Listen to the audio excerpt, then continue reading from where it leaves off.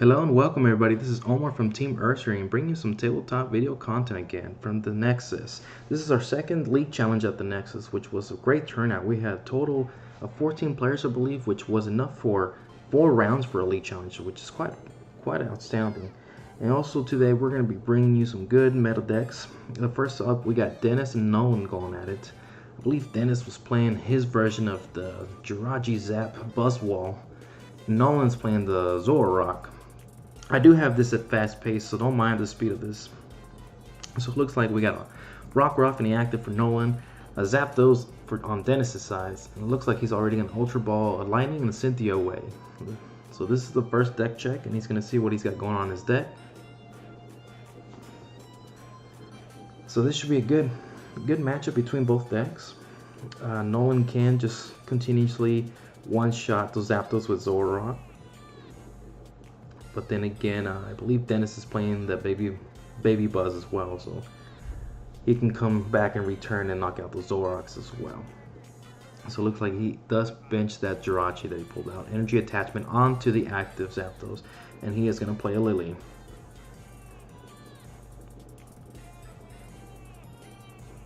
Alright, and we do see a Buzzwole already in his hand. Plays the Nest Ball.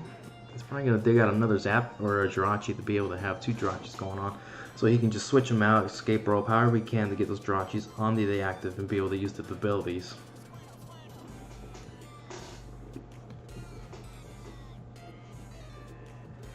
Don't mind the glare. They ended up turning the lights while we were there, so it's a little bit glary on the bench side for Dennis. Alright. So it's a good start for Dennis on his turn, explosive start, and then he's going to end up passing. So he's able to get 2 Jirachis and his Zapdos ready to go. Nolan is going to Pokemon Communication away to Zoroark to trade it off, and so let's see what he gets on it.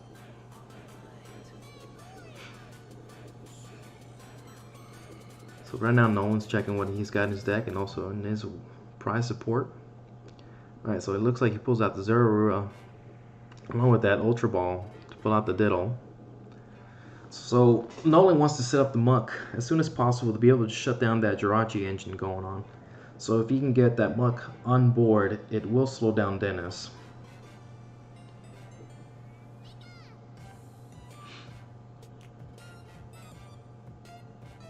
Alright, okay, and Nolan ends up playing his Lily as well.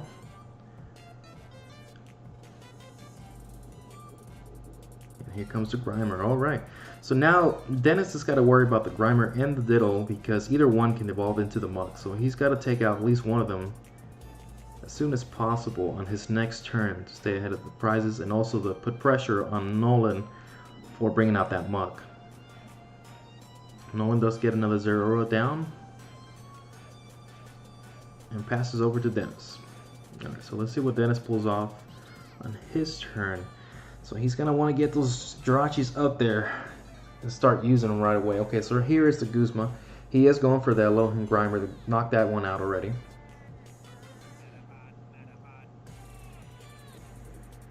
Okay, Stellar Wish from the Jirachi. The top 5 cards, he gets to choose a trainer card from those top 5 cards. And Skateboard. Alright, so now he's going to be able to manually retreat that Jirachi out of the play and be able to get the knockout with that Zapdos against that Grimer, which is a great start for Dennis to start getting knockouts. He's not really worried about the Zoroarks because he can just come back and start pinging away some damage, but that Diddle and Grimer will put some heavy damage down because he won't be able to use Jirachi engines or anything else. I believe he plays Marshadow as well in his version. So he passed over to Nolan's deck. Nolan promotes a Zoroark, which evolves into Zoroark, Ultra Ball for that Muck. So the Muck is down now. So now Dennis has got to worry about taking out that Muck, which won't be too difficult. He's just going to have to get a Guzma to be able to knock it out. And Guzma, and I believe an Electro Power. 2 Electro Powers. I believe that Muck has 120. Okay, so fresh, clean Lily. As you can see, they high-fived it. Back from the Professor Sycamore days.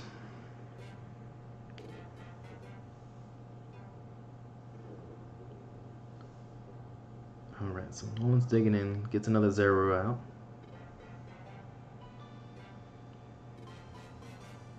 It did attach energy onto the Zoroark on the active, so Nolan can get another Pokemon, or either a Devour Field. He will be able to get that knockout on the Zapdos.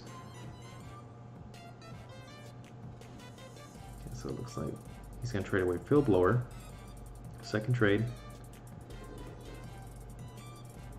Puts down the Tapu Lele and decides not to search out for a supporter. So he just put the Tapu Lele down to be able to get that knockout on the Zapdos.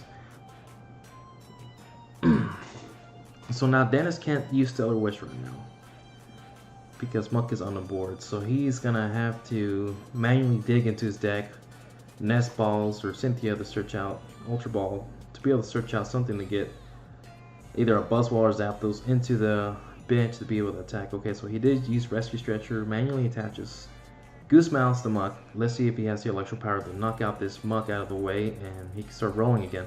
Alright, there is the double electro power that he was hanging on to for that Muck.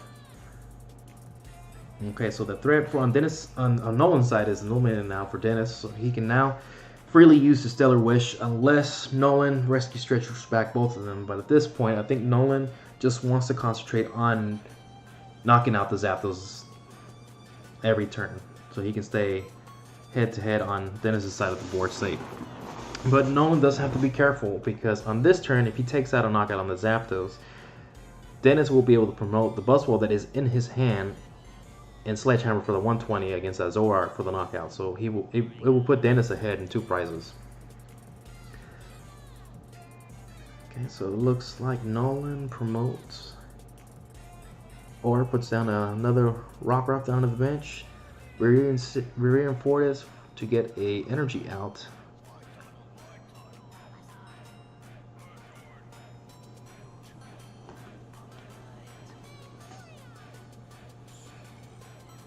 Is he going to attach it? Nope. Okay, so Righteous Beating for the knockout.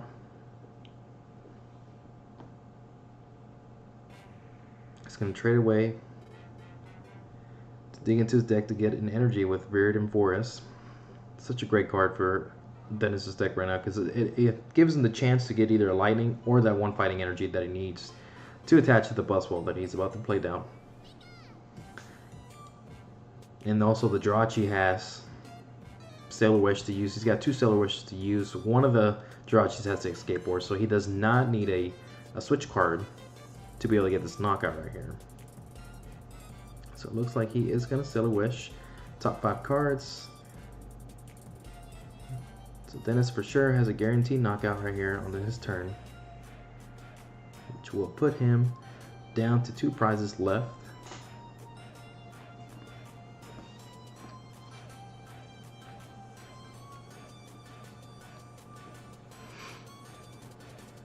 Alright, so let's see what else he's going to do. Okay, so he's going to play an Erica's Hospitality for a whole 6. So this is a big hand for Dennis right here. He's going to be able to help him set up for when Nolan gets that return knockout on that Buzzwole. So if he can get another Zapdos going down, that would be great. Okay, so he's going to put down another Buzzwole. Alright. Beast Ring. So he's probably going to get that Buzzwole ready for its second attack. And there's the double energy attachment onto that second Buzzwole. So now Dennis is putting some pressure on Nolan because even if Nolan knocks out that Buzzwole that's about to be inactive, Dennis has that return knockout as well.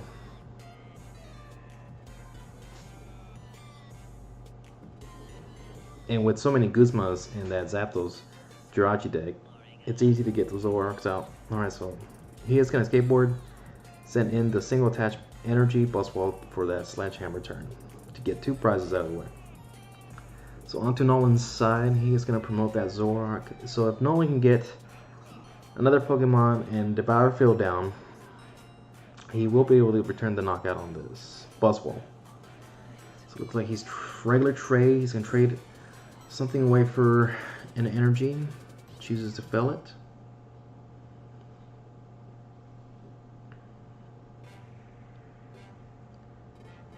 Looks like he's might be trying to thin out his hands and get rid of stuff he does not need in his deck anymore. since his deck is already so thin. Alright, so second trade going on. Looks like he's gonna bench that Zero down. And if he can just get Devour Frill, he will get a knockout on this bus wall. But does he really want to, though? Alright, let's see what he chooses to play.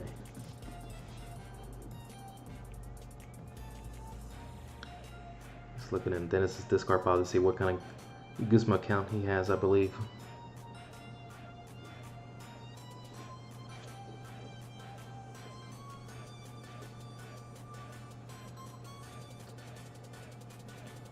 So no one's gonna play Lycanroc. Is he gonna promote the Buzzwole with a double attach? No, he's not. Okay, so he's just gonna Guzma out.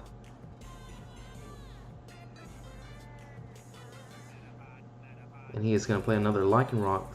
No, he chooses not to. Yeah, okay.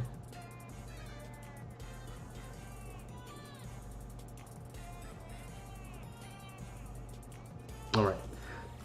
So he ended up taking care of the Buzzwole with 2 energies on it, which was going to put some pressure on Nolan because he was going to be able to return knockout with that Buzzwole. And now the Buzzwole on the bench can only do a max of 60 damage to a Zoroark compared to the knockouts that it could do. So it's a great play from Nolan. It did cost him a lot. Now he has Lycanroc out. He had to use his GX to knock out that Buzzwole. But now he's got an attacker that can keep knocking out stuff. Well, at least the Buzzwoles. If he brings out a Zapdos, he's going to have to pull something else out because of that weakness resistant. Alright, so it's on to Dennis's side. And let's see what Dennis decides to play. So he's going to get the Nest Ball out. If Dennis can keep knocking out the little prize attackers, Nolan's got Rockruff and the Zoro out. If he continues to knock those out, then it should be an easy win. Alright, so Zapdos from the Nest Ball. Is he going to energy attach? No, I think he's eyeing a... Okay, so he Ultra Balled Viridian Forest to grab an energy from his deck.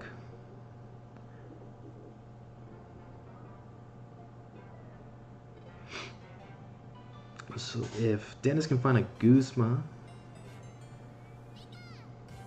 to be able to promote one of the bench Pokemon, either the Zero or the Rockruff, he will still be ahead in prizes and be down to 1 prize to get. Okay, so his Stellar Wish. Let's see if he gets the Guzma that he needs out of the Stellar Wish.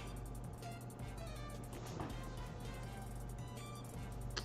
believe he does get it. Alright, so he does grab the Guzma out of that Stellar Wish.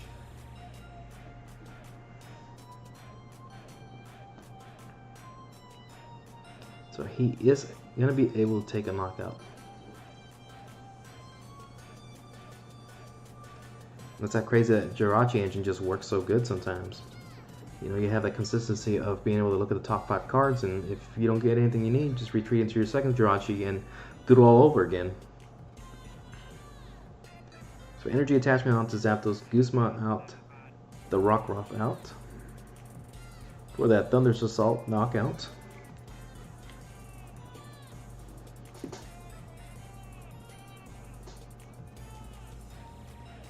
I believe that's what's gonna do.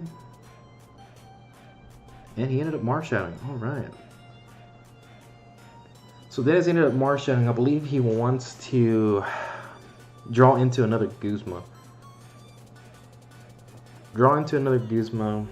Another Pokemon would be awesome along with the energy.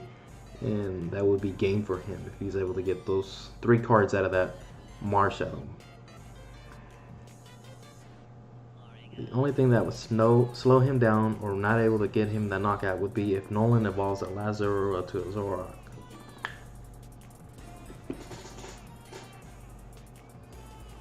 Okay, so we did see Nest Ball energy in Dennis's hand. Thunderous Assault for the knockout. Okay, so Nolan promotes the Zoroark.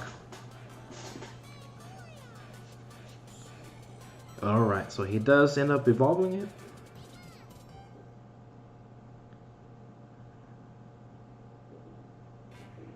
So now Dennis is going to have to find another way to get a knockout going on here. And right now, Nolan does have knockout on that Zapdos.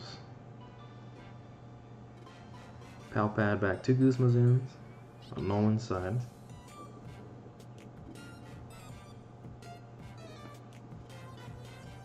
You know, if Dennis was playing straight Zapdos, I believe the match would have been in favor of Nolan. Dennis would have been able to get the first 2 knockouts really easy, but after that, Nolan would have been able to set up and just keep knocking out his Zapdos with Zoroark alone. And then if he needed to, Acerola and Palpat back in the Acerolas. But since Dennis decided to play with Buzzwole and Marshadow as well, it's a different story. He's able to hit Nolan for that weakness. Especially with the Buzzwole Sledgehammer on his Sledgehammer turn with that 1 energy attachment, it's really easy to get that. And also that would hurt against a Pika-Rom deck. That's exact numbers for the 240 you need for that Pikachu Zekrom. Okay, so on Nolan's son, he ended up playing the Judge.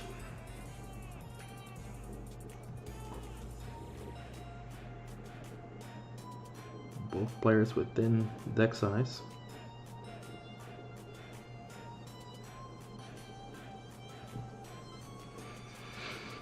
So Nolan needs, looks like he needs energy attachment.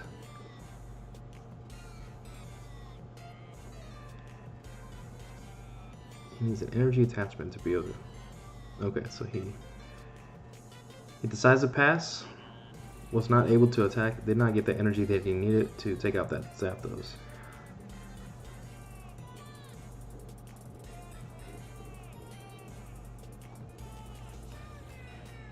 Okay, so let's see how Dennis can pull off a knockout, or he's gonna have to 2-shot.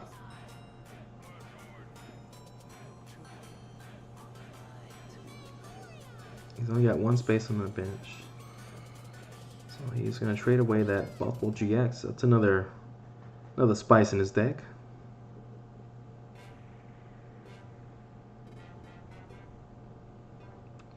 He's going to trade that Buzzwole with that Viridian Forest.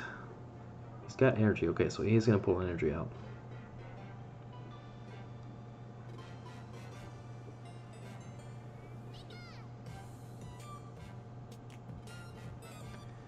This is hard. I'm trying to think of what Dennis could do to get some damage on the board, or either a knockout.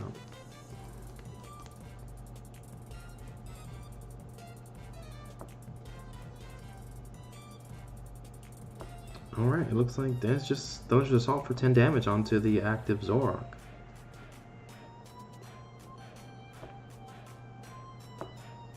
Nolan does find that energy off the top of his deck, attaches it onto the Zoroark. It looks like he is going to bump off that Viridian Forest for the Devour Field. So that's 110 exact for that Zapdos knockout. He's trading away, digging his deck more. Let's see what else he needs. Okay, so he's Righteous Speeding. Yep, Righteous Speeding for knockout. Dennis will promote Jirachi.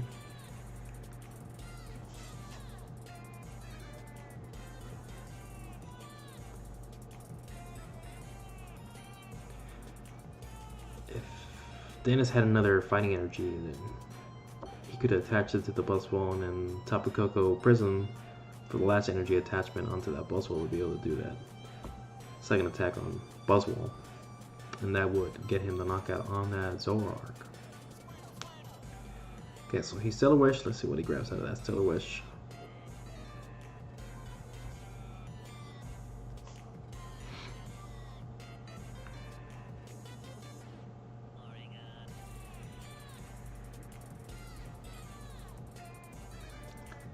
He's looking. He's making sure what he's got in his hand, what he needs in this from off that Stellar Wish. Alright, so it looks like he's going to grab the switch, and it's going to switch into the, possibly into the second Jirachi to be able to use Stellar Wish again and dig out that card that he's looking for specifically. His deck is thin enough to be able to get what he needs out.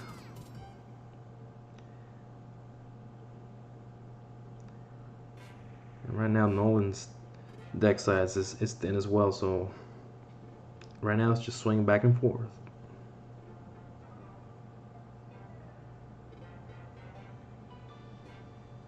Alright, so he is going to skateboard. So manually retreats into the second Jirachi.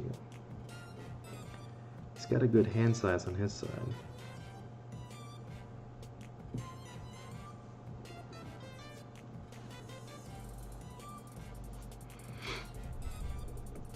Looks like he had the Tapu Koko Prism in his hand. Alright, so second Jirachi. Let's see what he gets out of here.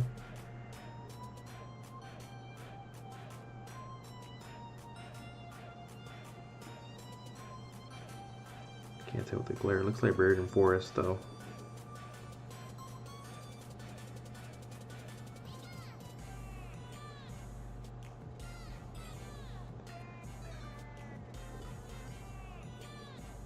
Okay, so he is going to bump off that Devour Field to put on that Buried in Forest.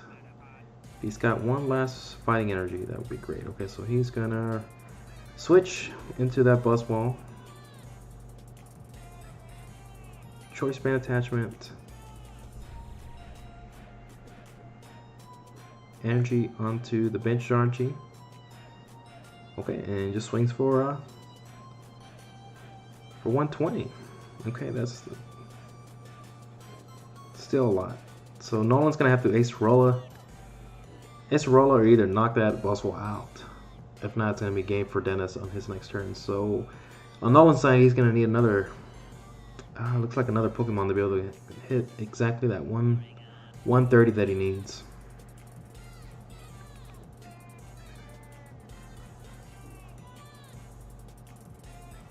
If Dennis would have had one more fighting energy in his deck, that would have been, I believe that would have been game, because he could have used Tapu Koko to attach an electric energy onto the Buzzwole to be able to have 3 energies to do that turnaround.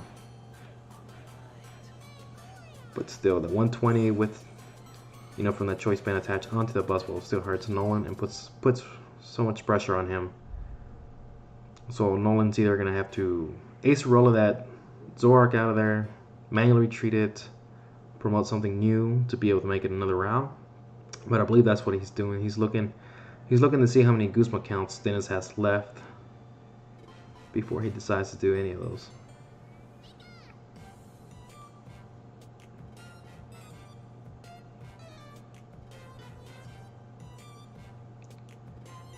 Alright, so it looks like Nolan played the Guzma energy attachment onto Zoroark and does a Righteous Beating on that Jirachi. So now if Dennis can get a Guzma, this will be game. And he's got one Stellar Wish to do it. Let's see if he can make it happen.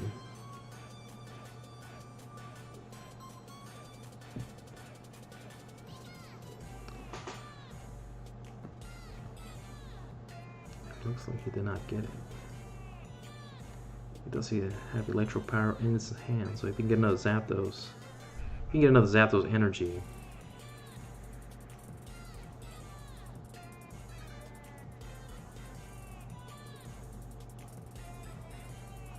Let's see how Dennis pulls this off.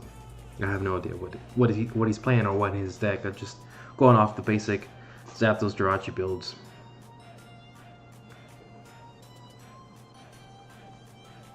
If you can find a Guzma, then that's game right there, because that would be another 122 that already hurt Zoroark on the bench.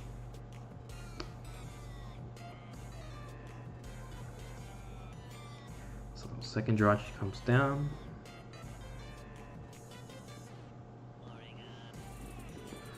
Plays an escape rope.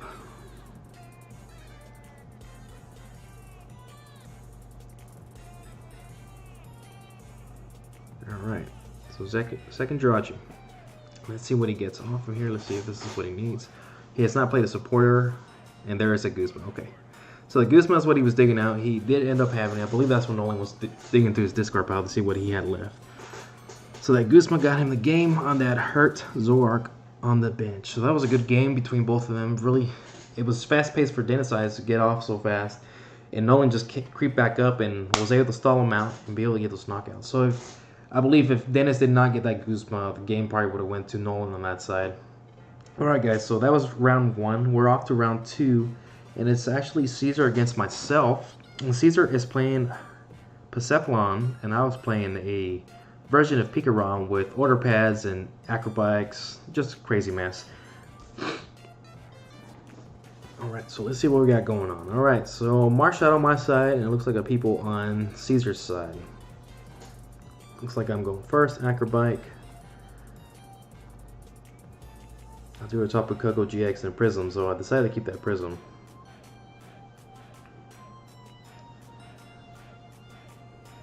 Now this fight between Persephone and Pikachu Zekrom, it's a good match because it depends on who sets up first, and especially with Persephone, they got the Beast Ring stage where you kind of have to work around it or either bypass it or just set up good enough where it doesn't matter if they take that knockout on the Pikachu Zekrom. And so order pad off, got that off, was able to pull a Mysterious Treasure, used the Mysterious Treasure, threw away an energy to grab a Tapu Lele. Looks like I am going to use Wonder Tag to dig out possibly a Lily. Okay, Cynthia.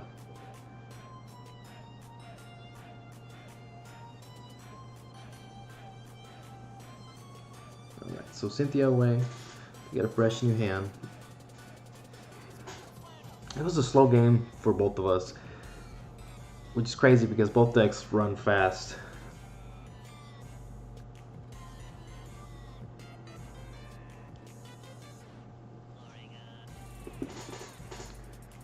Alright, 6 fresh cards. Let's see what we get. Alright, so the Pikachu Zekrom comes down.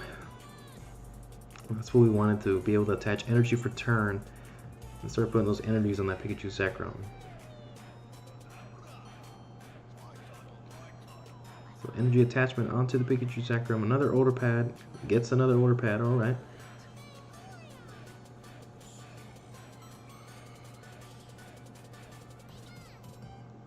Looks like I grabbed another Mysterious Treasure with that order pad.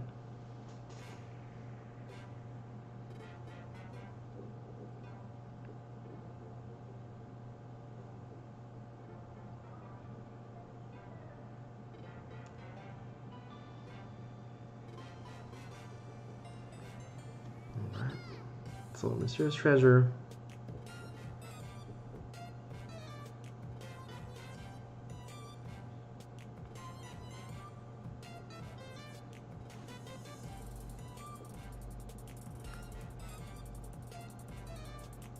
It looks like I'm going to decide to keep that Mysterious Treasure for next turn. Possibly. Well, you know, I think my other Marshadow was prize at this time.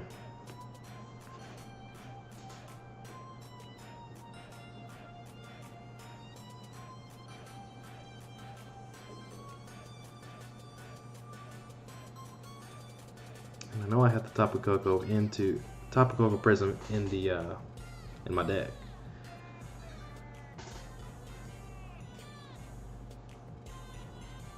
Alright, so it looks like I decided to pass over. I think I was hanging on to that Mysterious Treasure to dig something else out. Or either that, I didn't want to put another Marshadow down on my bench and clog it up. Okay, so on Caesar's side, he does play an Ultra Ball. I believe he's going to dig out a Lele or either another Marshadow. Preferably a Lele.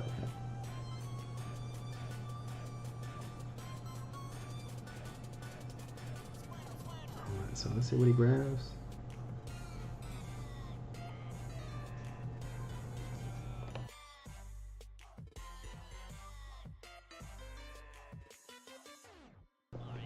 Alright, so I believe he did not have his Lele in his deck at this point. So he ended up grabbing the second Marshadow that he had in his deck, and it's gonna play it down to get some fresh cards. So that definitely is gonna hurt. Energy attachment onto the active and Marshadow. Okay, so if he can get a supporter going off here, that's going to help him out. He needs more peoples down. Persephone would be nice too to get them going. Also a Ditto. Ditto would be awesome because I believe his version of Persephone does run the Muck. So that would definitely hurt on my side of the board state. I won't be able to switch around freely.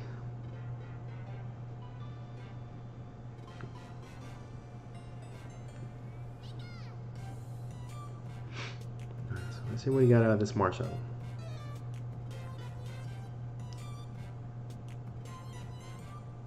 And it looks like he is just going to spit poison onto the active Marshall that I have for 10 points damage. I was not able to get a good hand off that Marshall, and he really needed that Cynthia or Lily off that. Okay, so onto my side, it looks like we're going to do Choice Band attachment onto the Pikachu Sacrum, energy attachment onto the active Marshall and that Lily. Okay, so the Electro Power was just to thin down my hand size, draw into more cards from that Lily. Alright, so it looks like we're going to energy switch. Yes, energy switch off that active because I knew he was going to get knocked out next turn. So might as well put it onto the Pikachu Sacrum. Not a whole lot going off on my side of the board, so kind of slow start. And all he needs is, okay, so this is Naganado, energy attachment from the charge up ability, and then a heart attachment that gets him the knockout on that active Marshall. So it looks like he's playing the Heat Factory onto a Lily. So he does get some energies going into the discard pile. Uses the Heat Factory to draw 3 fresh cards. So now he's got a good hand size, so hopefully he can play some Pokemon down. Okay, so energy attachment onto the Naganado, and then the charge up ability.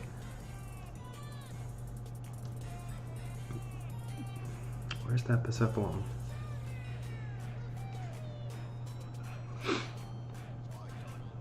Or Ditto. Ditto would be great, like I said earlier.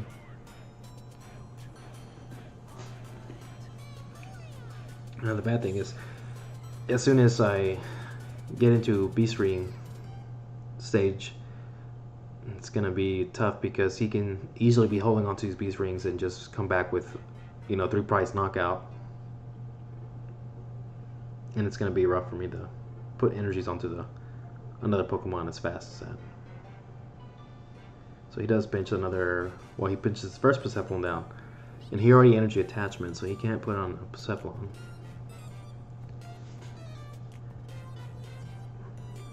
So it looks like he is going to do Turning Point for the knockout on that Marshall. Pass it on over to my turn. I do have energies to knock out that Naganado, but it's not primarily my target. Yeah, so energy attachment onto the Pikachu Sacrum. Looks like I have multi-switch energy in my hand. Try to see what else I have. Mysterious Treasure, another energy. Not a whole lot going on my side.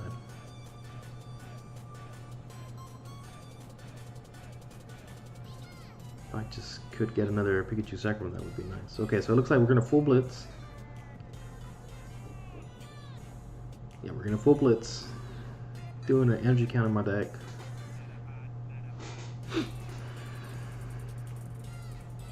At this point, I'm sure that he can get close to knocking out this Pikachu Sacrum.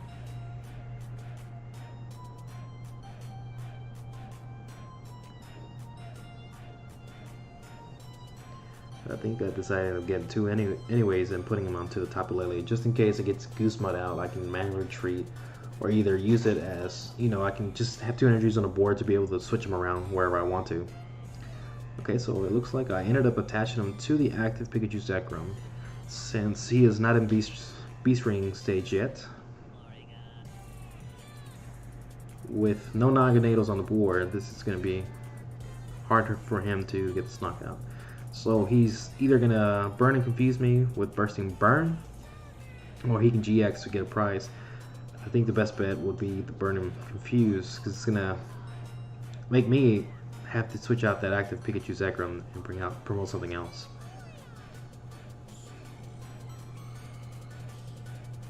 So he does attach Beast Energy onto that Persephone. Play the supporter, shuffling his deck. Let's see if we can get some fresh cards going.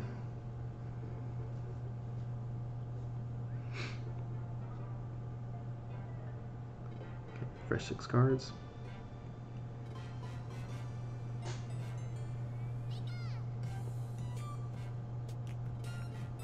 Alright, He's going to use Heat Factory.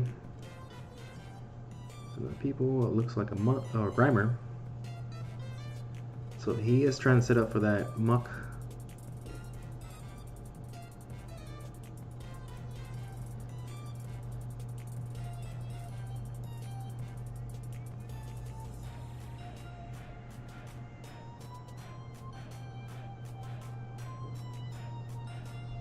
Plays down his second Persephone down onto the bench.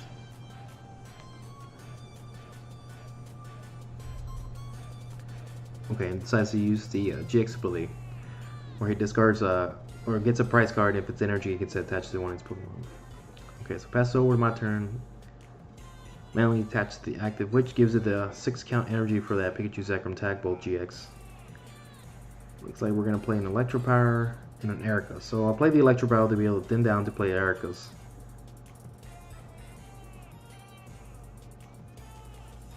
I was able to pull 4 cards off that Erica.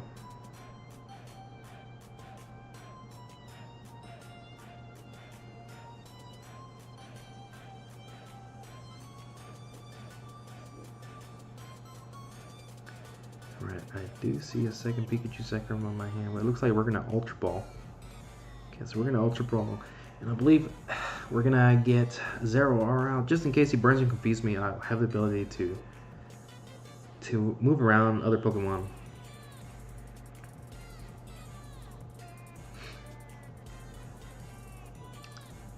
Okay, so Tag Bolt GX, 230 to the active, and I believe we end up choosing the Grimer before. Yep, so the Grimer. The Grimer was the threat there because if he's able to pull out that muck, then it kind of shuts down my deck. I won't be able to use the Zero Aura, Marshadows, the Tapu Koko Prism Star, along with the Tapu Koko GX.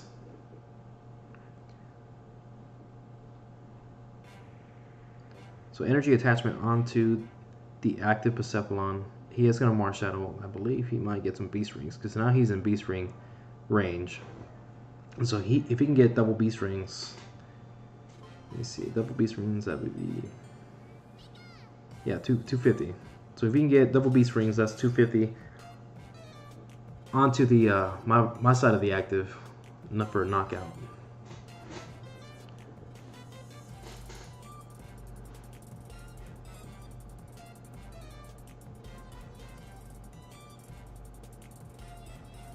Oh no, he skipped Beast Ring turn.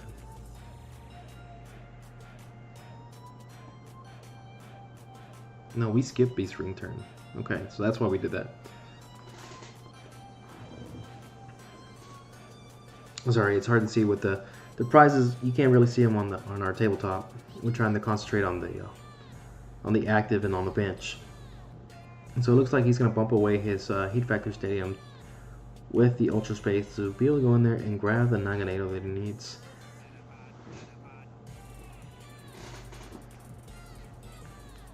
So charge up ability onto the bench Naganado. If he has an energy switch, this would be good too. But it looks like he's gonna use Bursting Burn for Burn and Confuse. No longer burn, but the damage still stays on. Alright, passes over to my turn. So we're going to see what we do on our side. Looks like I'm about to bench that Zapdos. Right, energy order pad. Alright, third order pad in a row. Looks like an energy switch would be best because I no longer need 6 energies on that active Pikachu Zekrom, so I can start moving those energies around. That would be great.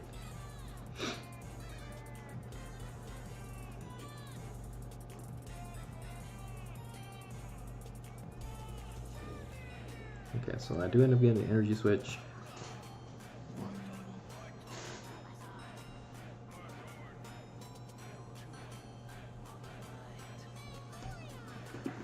Alright, so we can get energy switch. I'm not sure if I got Guzma in hand to take out something small because I need to get the active Pikachu Zekrom out of the active.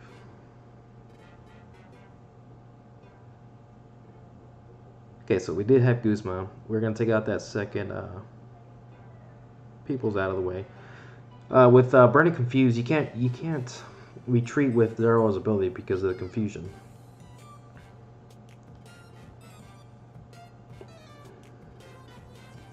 So we send up Zapdos to get that Thunderous Assault knockout on that, people.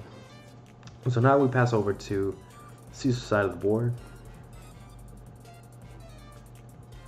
He is going to promote that Nagadata, which is great because he can manually retreat and just charge up that same energy onto that same Nagadata. So if he can get energy attachment onto that, okay. So he concedes the game. I don't think he had a way out on that one. He wasn't able to set up well, and Tapu Lele being prized off the first round is just harsh. Being able to play that Marshadow and then not get anything out of it. Alright, so we go on to our third round. In our third round, we got Kyle and Malik playing against each other. I think we had some technical issues on the recording, so we just started. I think it was one round went by. So this is the second round. So it looks like Kyle is playing an electric deck, so I'm not sure if he's playing Pika Rom or a Zapdos variant. And on Malik's side, we have Dittos going on, Jirachis, and unidentified Fossil, along with NK. So let's see how this plays out.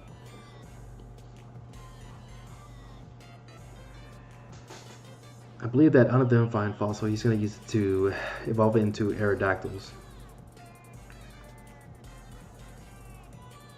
Alright, so ends up switching, plays the Jirachi's ability. Look at the top 5 cards of his deck. We see Shrine of Punishment on his side. So if Kyle is playing Pika Rom, that Shrine's gonna do some damage. Okay, so it looks like he's gonna Mysterious Treasure away to grab another NK. So with Aerodactyls, I think it takes 3 energies to be able to attack. So having those NKs on the board are going to be in his favor, because as soon as he gets them into Malamars, he's able to just charge up this and then somehow switch the energies over. Okay, so he passes over to Kyle.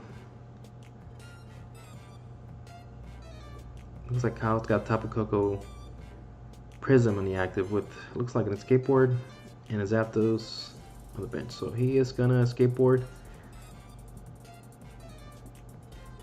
away that Tapu Koko onto the bench, promotes that active Zapdos, and go ahead and takes a knockout on that Jirachi. Looks like Kyle was not able to play a supporter or any kind of search ball mechanic to be able to pull something else out.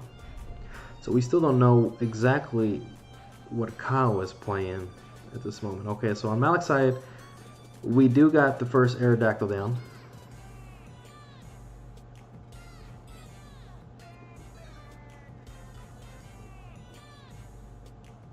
And he does end up playing the Shrine of Punishment.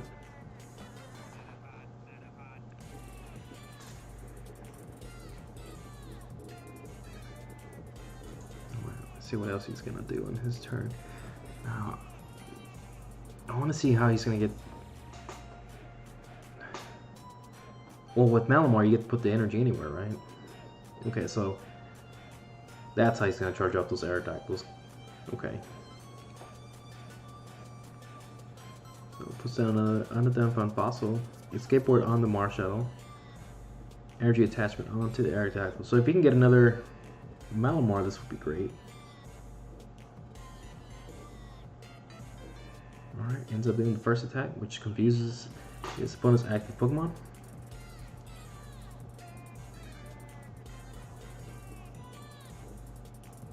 And passes over to Kyle's side. So as soon as Kyle plays the GX, it's going to start pinging away some damage with that Shrine of Punishment, which is going to be able to add up some damage for Malik's side of the board state. Alright, so let's see what Kyle was able to pull off this turn. Okay, so it looks like he is going to play an Absol. Energy attachment onto the Absol. Looks like a Lily for 2.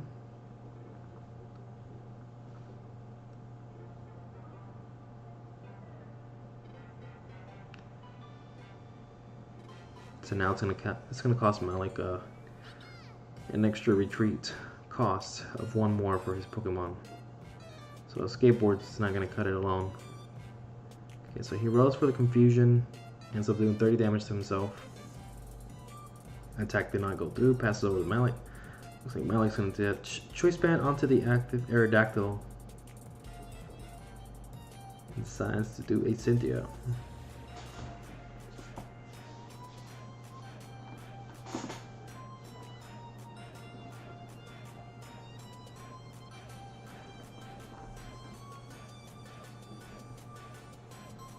Yeah, it's very hard to tell what Kyle's playing right now. I believe he's playing Pikarom. He's just not able to get what he needs out. Alright, so double color this onto the active Aerodactyl. There is the second More now. So as soon as that Aerodactyl gets knocked out, he's able to attach 2 energies onto that, bench Aerodactyl. Okay, so he swings for the knockout. Malik takes the first prize. Kyle promotes the Tapu Koko Prism, which it has Escape Ward. It looks like he's going to play Electropower Cynthia.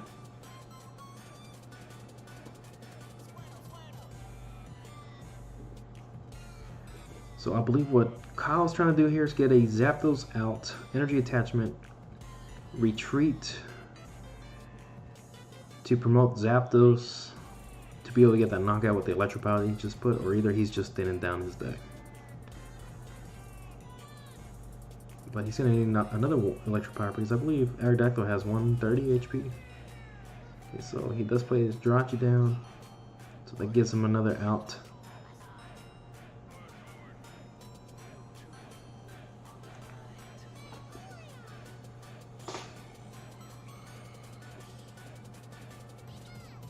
So let's see what else is going on here. Can't really see his hand. Let me see. Looks like he's got a switch in his hand. What's he about to play?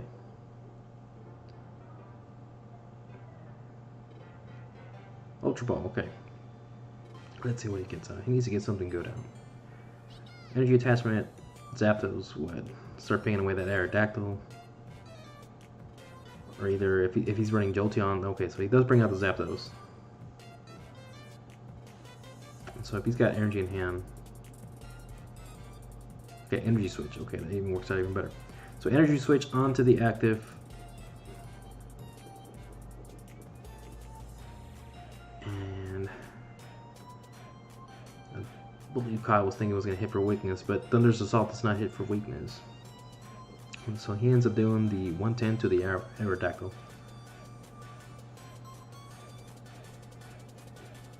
So Kyle needed one more Choice Band to be able to get that knockout on that. So it goes on to Malik's side. Malik's attaches Double Color's energy onto that unidentified fossil along with Choice Band. So he's getting a second one ready since this Aerodactyl is about to be knocked out.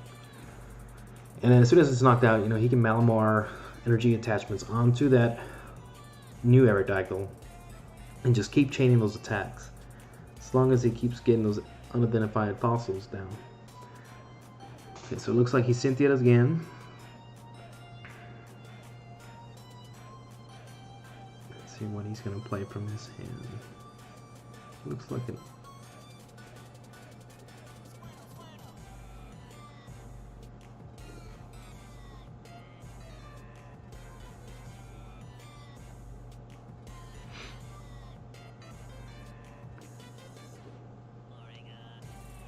Alright, digs in his X with an Ultra Ball to get a second Aerodactyl out.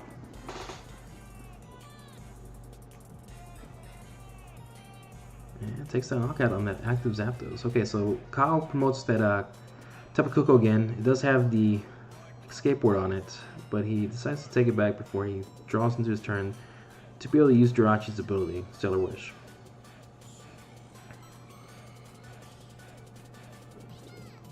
Kyle needs another Zapdos going on.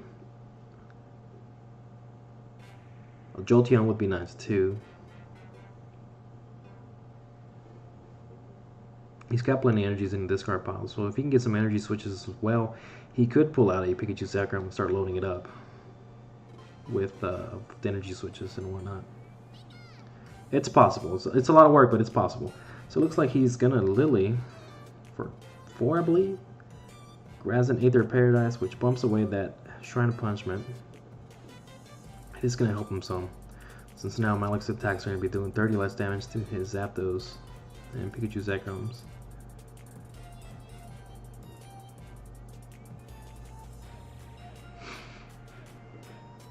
Alright, it looks like he plays a switch to promote the Absol. He does not want the Jirachi to be taken out, since that is a way out of a bad hand. Passes over to Malik's side. Let's see what Malik ends up doing on his turn. If he can get some energies onto that Aerodactyl, he is going to be ready for anything Kyle throws at him as soon as that Aerodactyl is knocked out. But this Aerodactyl that Malik has on his side has been doing some damage. Alright, it looks like he energy attached onto the Malamar. Goose Mouth, Tapu Koko manually retreats the Malamar and promotes the hurt Aerodactyl to be able to take out that knockout on that Tapu Koko Prism Star. So now that is going to hurt Kyle's side of the board state, because he is no longer able to get 2 energies onto the board and be able to energy switch them wherever he chooses to. So that was a really good play on Malik's side of the board state, and took out a threat that could possibly load up a Pikachu Zekrom really fast, or even a Tapu Koko's, since Malik is playing a lot of energies on his board state right now. Okay, so it looks like Kyle did end up getting an Ultra Ball, so he can play the Ultra Ball off that Stellar Wish. Let's see what he is going to grab. It looks like he grabbed the Zapdos, energy attachment onto the Zapdos. Oh, sorry, Eevee. Okay, so it finally comes out. So he grabbed an Eevee, energy attachment onto the Eevee. Energy Evolution allows Eevee to evolve as soon as an energy is placed onto it. So now he has the Jolteon on board, which is going to be doing some damage around all the board state, which is really good.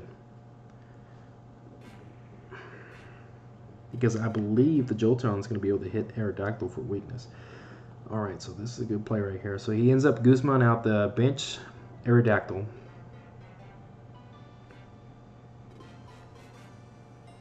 So 30 times 2 weakness, so 60 on the active, and is able to take off that bench one. So now Malik has to manually attach onto the active Aerodactyl instead of using Malamars. He does get a second one out. Energy attachment, Malamar onto the bench Aerodactyl, so that Aerodactyl on the bench is ready to go. Shrine of Punishment to knock out that Aether Paradise, and it's going to be doing some damage to Jolteon now. I believe Malik's not going to be able to. Alright, so he ends up Guzman out that Jirachi with the loaded up Aerodactyl, and takes that knockout on the Jirachi, along with Shrine Punishment ticks onto Kyle's side. If Kyle can get another energy attachment onto the Jolteon, he can pop off the GX where Malik can't do any damage to the Jolteon, but then again he can Guzman out the other one. Or either he can just regular swing and get the knockout for the weakness. So let's see what Kyle decides to do. So he is going to GX. Oh no, he does not.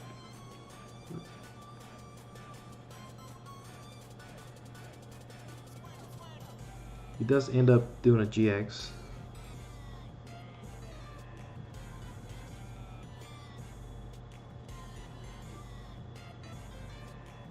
Passes over to the Malik side. Malik is going to. I'm not sure if that was Malamar or Heart Attachment. I believe that was Malamar. So now Malik, if he can get that knockout on that Jolteon, this will be game for Malik. Skateboard on the Marshadow, but he needs an energy attachment on that Marshadow to promote that Aerodactyl up, because of the Absol on Kyle's side of the board. And not only that, oh no, okay, yeah. Kyle used the GX, so no damage can be done to that Jolteon on Kyle's turn. So it looks like Malik just passes over, promotes the Absol.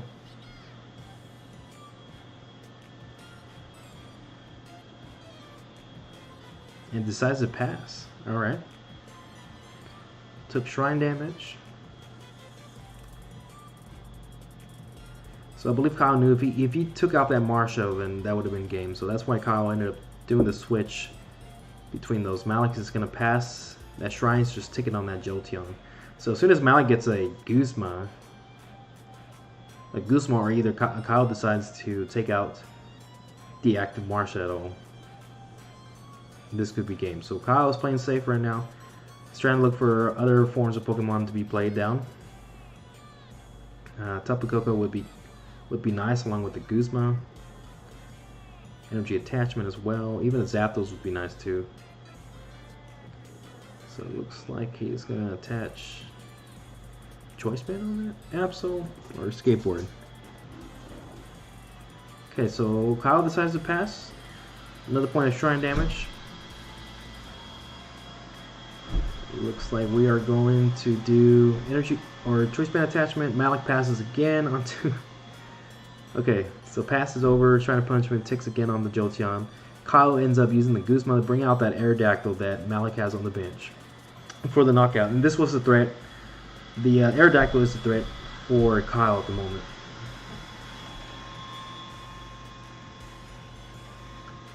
Okay, so he does end up doing the Headbolt for that 110 damage for the knockout on the Aerodactyl. It looks like onto Malik's side, Malik promotes Marshadow Cynthia.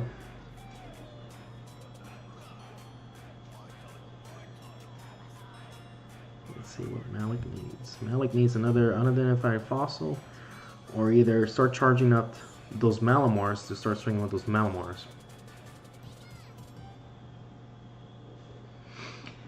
That Shrine is doing some damage. Has done 80 points of damage so far. So he does get the unidentified fossil. He is going to search for another one, or bring it back from the graveyard, I believe. So now he is setting up to have another Aerodactyl ready on his next turn. So Malik knows that this Marshadow might be taken out, but it's alright. You can afford that when you have single prize attackers. Okay, so it looks like we are gonna Psychic Recharge onto the Malamar.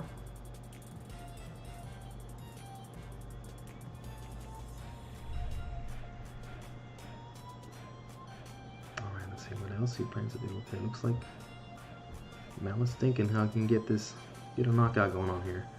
He chooses to let Kyle take out that Marshadow. He's able to promote something else, or promote the Malamar to manually retreat into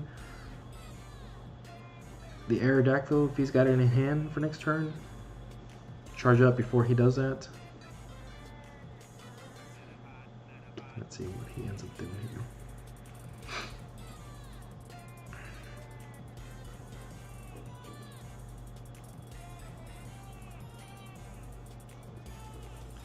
Okay, so Malik decides to pass over another Shrine of damage. Shrine is bumped away finally after 9 rounds. Kyle does play his Thunder Mountain down.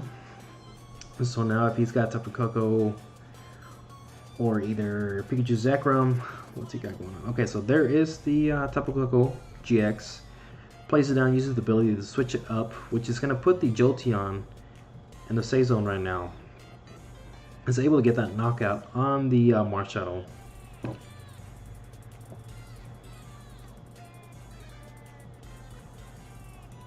So Malik right now needs a Guzma.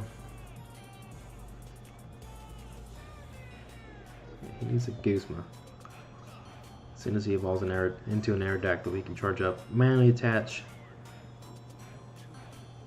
or might even manually retreat as well. Let's see what he pulls off. Both bench Pokemon are easy targets for Malik to Guzma out and take out.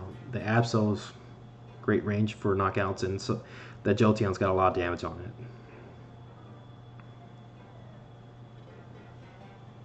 I believe that Malamar that he had active could have taken that knockout on that Jolteon with Choice Band attached to it. If only he had Guzma in hand. Okay, so Ultra Ball, we have a Jirachi down. very thin hand deck size, so he's gonna be able to Jirachi and possibly get what he needs. Okay, so he's gonna end up Lilying. Let's see what he gets off of this. Drew into 5. He's got 1 in his hand, so 6 total.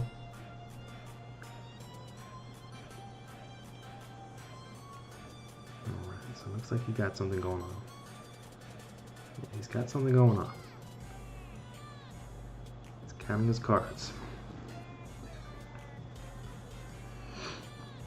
Okay, so energy attachment onto that unidentified fossil. Looks like he's gonna Ultra Ball. Fail. Okay, so he's thinning down his size. He's possibly manually retreat that Malamar into that Jirachi. Okay, so it looks like that's what he's gonna do. Manually retreat.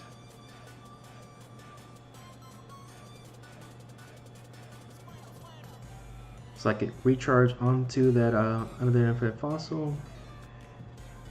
Stellar Wish to grab that. Oh, okay. Okay, so what happened was Stellar Wish onto that Rescue Stretcher for the Aerodactyl that he needed, and plays a switch card to come back and take out that knockout on that Tapu Koko GX. What a great play by Malik. That Stellar Wish saved the game for him on that one. Alright, so we're on to our next round and final round. It is me against Dez, a real name David, but he likes to go by Dez. So this is the final round, and we are gonna have some fun here. Exciting round for you guys to watch. Of course, I'm playing the Pika ROM with Order Pads, Acrobike, you name it, everything crazy. And Dez is playing the Celosaur, or Venusaur, I mean, the Turbo Healing version. Heals so much damage. Every turn he can just heal so much damage. Okay, so it looks like Des is going first. He's got the active Shaman in the board. I have the active Pika ROM, and brings out a Venusaur along with buffing pads. So already the Venusaur at I believe 320 HP. Manually attaches Double Color's energy onto the bench, Venusaur and Cynthia's.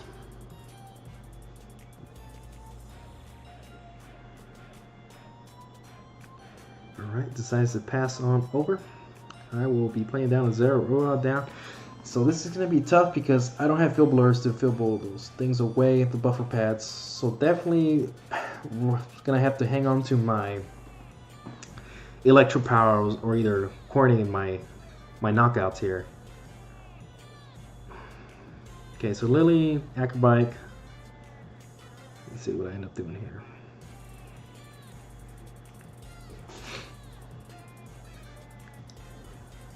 Okay, off that Acrobike, I'm trying to decide what I'm going to keep. Okay, so I ended up discarding the other Lily.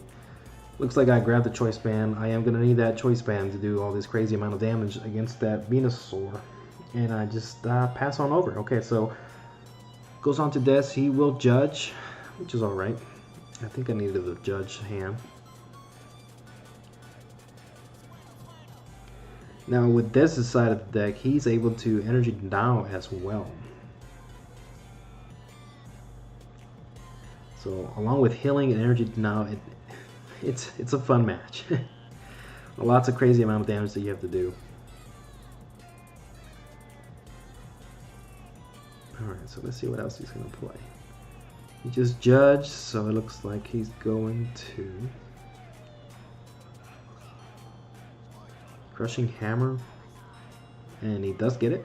Okay, so Crushing Hammer away my energy and passes over. Alright, so it looks like we got Tapu Koko down, Acrobike, got the Mysterious Treasure. I needed to get out of this hand, possibly. Well, it looks like I have a Lily as well, so maybe thin down my hand. I need to get another Pokemon out so I can Tapu Koko and get those energies onto the board before he decides to Guzma up that Tapu Koko and knocks it out.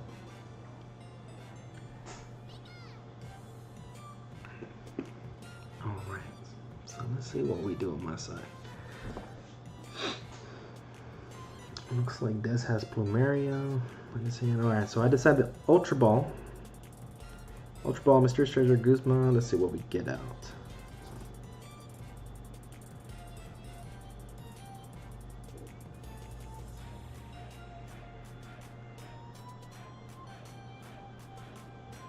So yes, with this match, I'm gonna have to hang on to all my electro powers and choice bands to be able to get that 320. If he gets another Venusaur, I might be able to swing at that one, but if he puts buffer pads, it's just gonna hurt as well. So I think I used the Ultra Ball, did not in my hand, got another Pika Braum, so I can be able to attach energies onto the board state with Tapu Koko. Okay, so Fresh Hand Lily right there, 6 cards right there. So we can get some energy switches going, or even a Zapdos to be able to knock out that Shaman would be great this turn. That way we can reduce his healing down by 20 each turn. Okay, so let's see what we do here. I think a Zapdos would be awesome. Okay, so manually attach onto the Pikachu Zekrom. If I can get the Zapdos down, use Zero Hour's ability to move that Pikachu Zekrom, promote the Zapdos, energy switch. Is this? Let's see what we're gonna do. Okay, so yes. Okay, so Zapdos. I believe I do have energy switch in hand.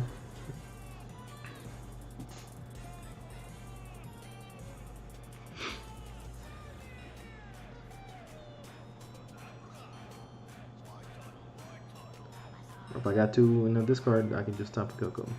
Okay, so we are going to Zero's ability energy switch from that Pikachu Zekrom onto the active Zapdos to be able to get that knockout on that Shaman to reduce that healing he's got going on, and also get a price down, because I need to take every single little prize I can, because that Venusaur is gonna be hard to knock out.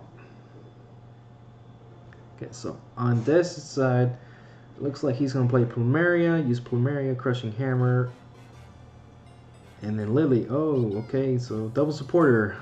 We did not catch that. Okay, it's too late now. Okay, so energy attachment. He used Plumeria to discard my energy on there, and then ended up using Lily again. So that's our fault for not catching it at the time. He ends up doing Lily, gets an energy attachment onto that Venusaur, and is able to use his Pollen Hazard. And so passes over to my turn. Looks like I am gonna Tapu Koko GX for 2 energies, and that's what I was waiting for. I didn't want to use Tapu Koko because I only had 1 energy, and that would have been a waste. So 2 energies on the board state now. I need to get that Zapdos out of the active, but I'm not sure if we're going to. Let's see.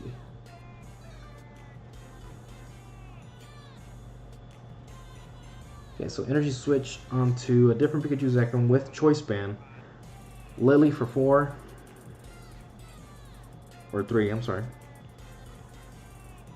Let's see what we get. We might just let that Zapdos get out of the way and die. Or maybe just keep it up there. Okay, so we end up passing. Alright, so we got a Crushing Hammer going on from this side. It looks like he does not go through. So no energy now this turn. Another energy attachment onto that buffed up Venusaur, along with an Erika's Hospitality. Alright, so he's going to be able to get some stuff going down. So he does play a second Venusaur down. And I believe that's going to be primary target right there to get that Venusaur out of the way, because it has no buffer pads at the moment. And 270 is a little easier to reach than 320. I mean, 320 is achievable, but I have to hang on to Electro Powers, Choice Bands, and all kinds of goodies just to get those 3 prizes. Okay, so I think at this point we figured out that Burn-In Poison was supposed to knock out the Zapdos when I passed turn.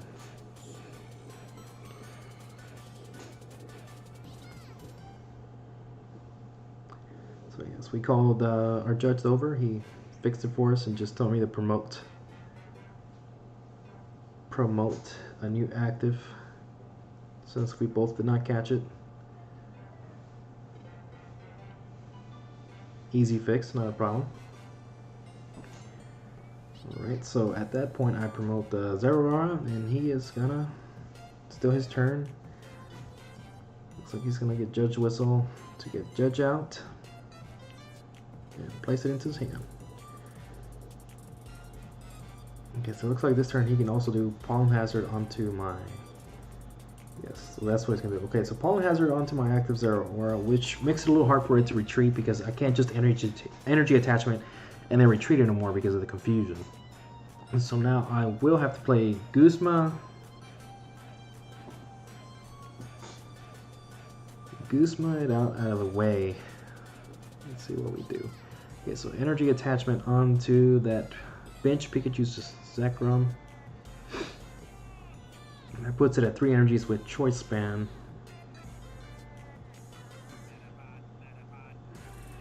Okay, so let's see what we end up doing. Okay, so we are gonna Guzma out that bench Venusaur with no energies and no buffer pads.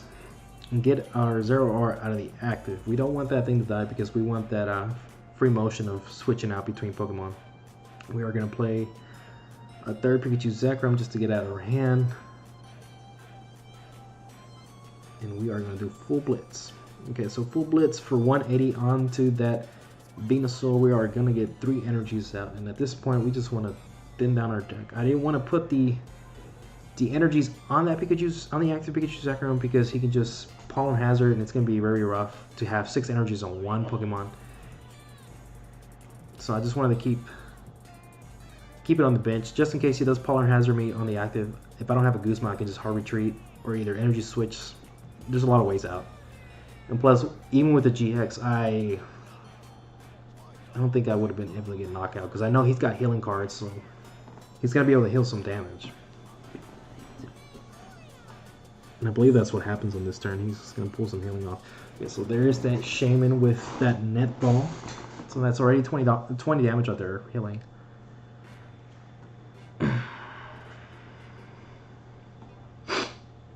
Max potion for 30. Looks like he's going to play a Cynthia.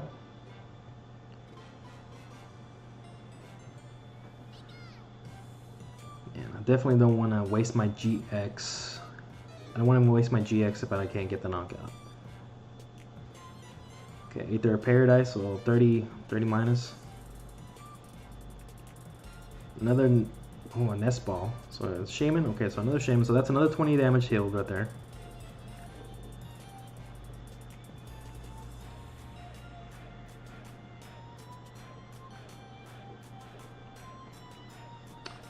Let's see. Hard attach onto the bench one and just leaves the active there and passes. Well, with so much healing, you know, he knew I couldn't get the knockout because that is negative. So that's minus 30, so the choice band doesn't go in effect from my active Pikachu Zekrom. Okay, so let's see what we do. I don't think I had knockout this turn. I'm probably just gonna full blitz. Yeah, so full blitz and get more energies out of my deck. Thin down my deck and get the cards that I need. So it's gonna be the 150. It's just 150. The choice band doesn't affect because of the Aether of Paradise.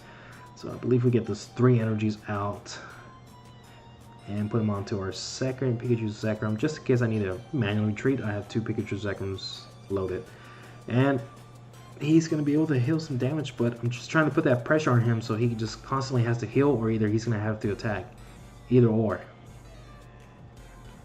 So if he doesn't heal, he leaves me that option to Guzma out that Venusaur and get easy 3 prizes right there. So it looks like we are going to. Okay, so put him on the active. So okay, so we're gonna put some pressure on him. He is gonna heal 40, 20 for each of those Shamans.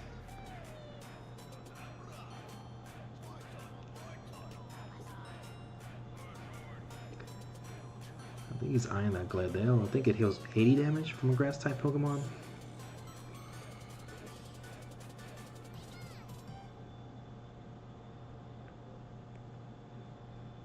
Alright.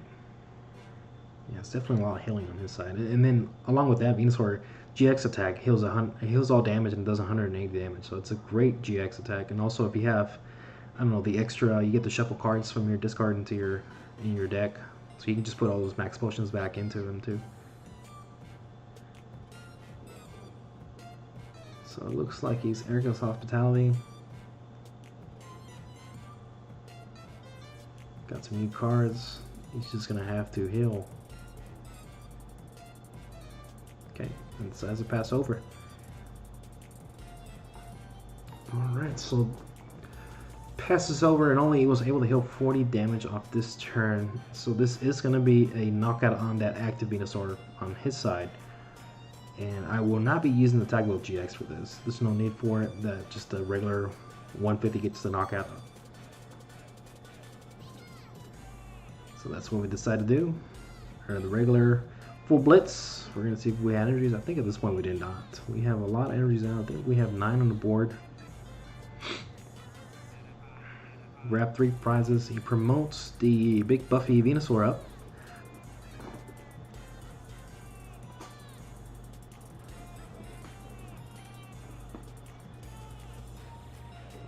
Bumps off his own Aether Paradise and puts down the Life Force, which heals 60, I believe. So that's 100 damage that he can be healing every turn, along with Max Potions and the Support Card Glare there. He can just heal everything that I do at him.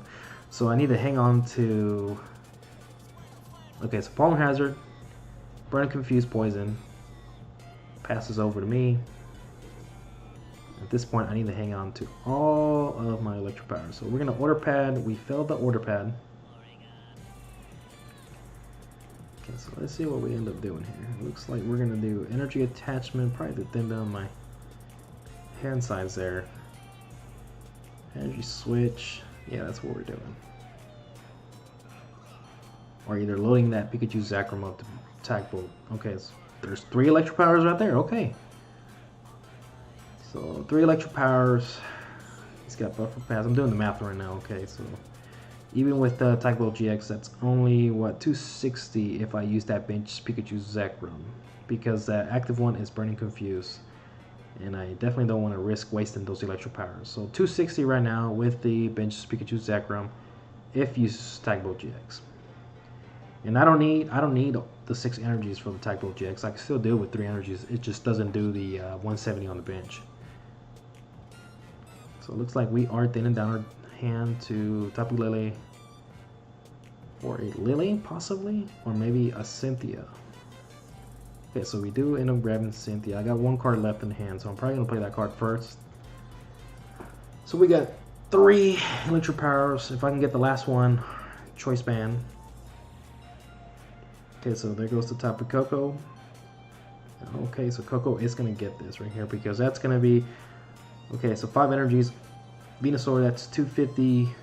Yeah, right, 250 for the GX. 250, 280, 310, 340. There's the fourth Electro Power along with Acro Break off the Choice Band. So 400 damage with that Tapu Koko against that Venusaur for that knockout and the win for the game. That's crazy. So being able to pull out all those Electro Powers and the Choice Band was able to get me that game. So that's crazy because I had to hang on to all that just to be able to get that knockout on that Venusaur. Well, guys, that's it. I appreciate you all coming out and watching us play, and thank you for watching my videos. And also, I'm sorry that it took so long. I have to do other things and get it done. All right, guys. Well, thanks for watching, and we'll catch you later. I hope you enjoy it. Thank you.